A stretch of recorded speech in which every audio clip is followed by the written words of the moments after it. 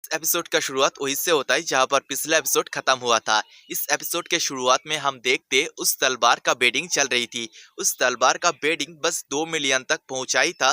तभी अचानक से शुआंग 5 मिलियन उस तलवार का बेट कर देती है और आखिर में वो तलवार 5 मिलियन वन के भाव में शुआंग को मिल जाता है। दूसरी तरफ ओल्डमैन लाव को दिखाया जाता है जिसे एल्डर सीन कांग्रेचुलेशन करते हुए कहता है, इलाव तुम्हें एक बहुत ही अच्छा स्वॉर्ड बहुत ही कम प्राइस में मिल चुका है।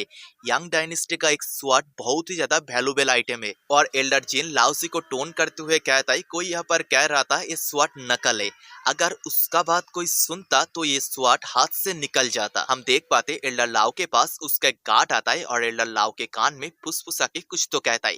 तभी एल्डर लाओ ताली बजा के सबके ध्यान अपने तरफ करता है और उसके हाथ में एक डॉक्यूमेंट था जिसे सबको दिखाते हुए कहता है, मैं उस स्वाट को टेस्ट करवाने के लिए भेजा था। ये उस स्वाट का टेस्ट रिपोर्ट है और इस रिपोर्ट में सीधा सीधा लिखा है वो स्वाट फेक है। ये सुन के एल्डर सिन के पैरों तले जमीन खिसक जाता है। वो कहता है, ऐसा कैसे पॉसिबल है? इस ऑक्शन हाउस के अंदर अब तक जितना भी आइटम बिका है उनमें से कभी भी कोई भी आइटम फेक नहीं निकला है। तभी पीछे से शुआंग कहती है, ऐसा इसीलिए है क्योंकि इस ऑक्शन हाउस के जितना भी फेक आइटम था उन सारे के सारे फेक आइटम को तुमने बहुत ही ज्यादा दिमाग लगा के मेरे दादाजी को चिपका दिया है। मेरा दादाजी तुम्हारे ऊपर बहुत ज्यादा भरोसा करता था, इसीलिए उन्होंने कभी भी उन आइटम को चेक नहीं किया। इतना कहने के बाद शुआंग उसके पास से मोबाइल निकाल के सबको दिखाते हुए कहती है, और एल्डर जिन मुझे ये भी पता चला है अब तक मेरे दादाजी ने इस ऑक्शन हाउस से जितना भी प्रोडक्ट आइटम को खरीदा है उन सारे के सारे आइटम को आपने ही इस ऑक्शन हाउस में लाया था, जबकि आपका सारा का सारा झूठ पकड़ा जा चुका है। क्या आपके पास बोलने के लिए कुछ भी बचा है? ये सुन के एल्डर सिन बहुत ज्यादा घबरा जाता है और कहता है, असल में मुझे पैसा का बहुत ज्यादा जरूरत था इसीलिए मैंने ऐसा किया। तभी सामने से फिर से शुआंग कहती है, एल्डर जिन मेरा दादाजी आपके ऊपर बहुत ही ज्यादा भरोसा करता था, लेकिन आप इस भरोसा का कीमत ऐसे चुकाओगे मुझे पता नहीं था। तभी ओल्ड मैन लाव उसके गार्ड से ऑर्डर देता है, जल्द से जल्द जिन को पकड़ के यहाँ से बाहर फेंक दो। और उसका गार्ड जबरदस्ती एल्डर जिन को पकड़ के वहां से लेके चला जाता है। एल्डर जिन जाने के बाद शुआंग उसके ग्रैंडपा के ऊपर गुस्सा करते हुए कहती है, ग्रैंडपा अभी तक आप बहुत ज्यादा नेक दिल हो, आप एल्डर जिन को इतना आसानी से छोड़ क्यों दिया? ओल्ड मैन लाव कहता है, मैं जिन को बहुत दिन से जानता हूँ, वो कुछ पैसे के लिए कभी भी मुझे धोखा नहीं देगा। जरूर उसे ऐसा करने के लिए किसी ने फोर्स किया है या फिर उससे कुछ तो वैल्यूएबल आइटम दिया है। ये सुन के शुआंग को सोचती है और कहती है, ग्रैंडफादर हमारे इस टोंगजो सिटी में ऐसा कोई भी नहीं है जो हमारे खिलाफ जा सके। ओल्डमैन लाव कहता है, हाँ ये तो है, लेकिन मैं सोच रहा हूँ ये मेरा कोई पुराना दुश्मन हो सकता है। दूसरी तरफ ऑक्शन का सीन दिखाया जाता है जहाँ पर ऑक्शन लेडी कहती है, आज के हमारे ऑक्शन के आखिरी आइटम और सबसे ज्यादा वैल्यूएबल आइटम पेनलोंग वन सिटी में 120 स्क्वायर मीटर जमीन, स्टार्टिंग प्राइस 1 मिलियन। हम देख पाते लाओसी इस ऑक्शन को गौर से देख रहा था। तभी उसके पीछे शुआंग आके कहती है, मास्टर अगर आप इस जमीन के ऊपर इंटरेस्टेड हो तो मैं आपको इस जमीन के बारे में कुछ बातें बता देता हूँ। पेनलोंग वन के सारे जमीन का कीमत पहले बिलियंस में था, लेकिन अभी कोई भी इस जमीन को खरीदना भी नहीं चाहता है।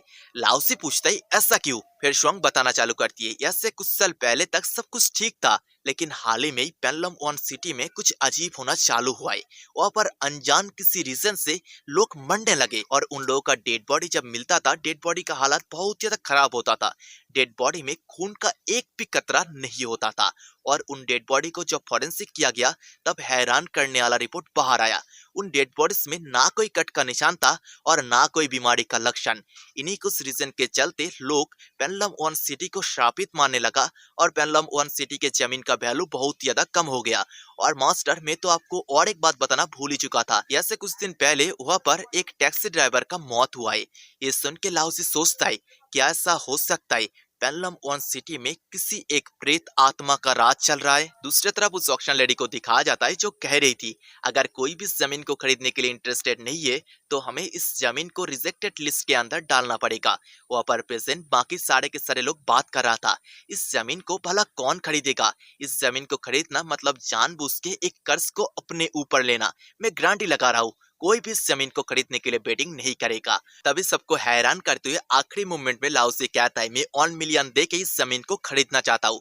ये सुन के वहाँ पर प्रेजेंट सब लोग हैरान होता है। और जो लेडी पहले कह रही थी मैं बाजी लगा रहा हूँ कोई भी जमीन को नहीं खरीदेगा, वो कहती है मैं मेरे शब्द को वापस लेना चाहती हूँ। दूसरी तरफ उस ऑक्शन लेडी को दिखाया जाता है जिसके पीछे से उसका बॉस कहता है, जल्द से जल्द इस डील को डन करो, अगर कस्टमर का माइंड बदल गया तो हम मुसीबत में पड़ सकते हैं। ये सुन के वो ऑक्शन लेडी भी अनाउंसमेंट कर देता है, 1 मिलियन दे के मिस्टर लाओजी ने पेनलम 1 की जमीन को खरीद लिया है। हम देख पाते दूर से एक रेड हेयर लेडी लाओजी को देख रही थी। वो सोचती है अगर ये यंग मैन सब कुछ पता होने के बाद भी इस जमीन को खरीदने का साहस कर रहा है तो जरूर वो बहुत ज्यादा टैलेंटेड हुए।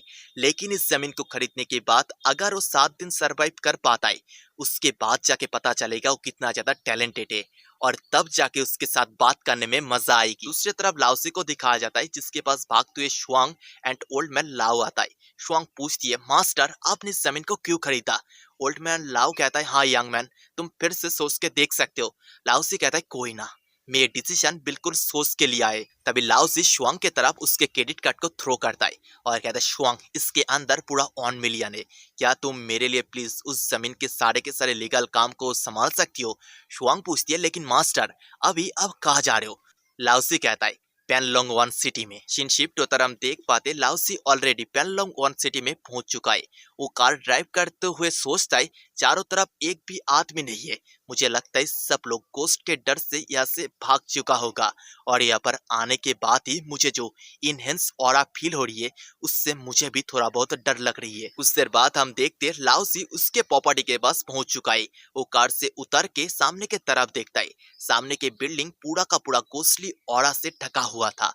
वो गोस्टली ऑरा लाओसी के तरफ बढ़ता है, लेकिन लाओसी उसके उंगली के एक ही बार में पूरा का पूरा ऑरा को साफ कर देता है और सोचता है ना जाने कितना खतरनाक शापित आत्मा इस जगह पर इकट्ठा हुआ है, जबकि अभी दोपहर का वक्त है जब योंग कियाई उसके पिक में रहता है। उस वक्त भी इविल स्पिरिट बाहर इतना फ्रीली घूम पा रहा है। और दोस्तों आपके जानकारी के लिए मैं बता देता हूँ कियाई 2 तरह का होता है, इन और यंग। यंग कियाई अच्छाई का प्रतीक होता है और इन कियाई बुराई का प्रतीक होता है। और दोस्तों आपको क्या लगता है, क्या लाओसी इन सारे के सारे इविल स्पिरिट को हरा के उसके लैंड को फ्री कर पाएगा या फिर नहीं? इस बारे में जानने के लिए आपको नेक्स्ट एपिसोड देखना पड़ेगा, क्योंकि यही पर ही हमारा ये वाला एपिसोड खत्म होता है। नेक्स्ट एपिसोड बहुत ही जल्दी आएगा, तो नेक्स्ट एपिसोड के लिए वेट करो यार।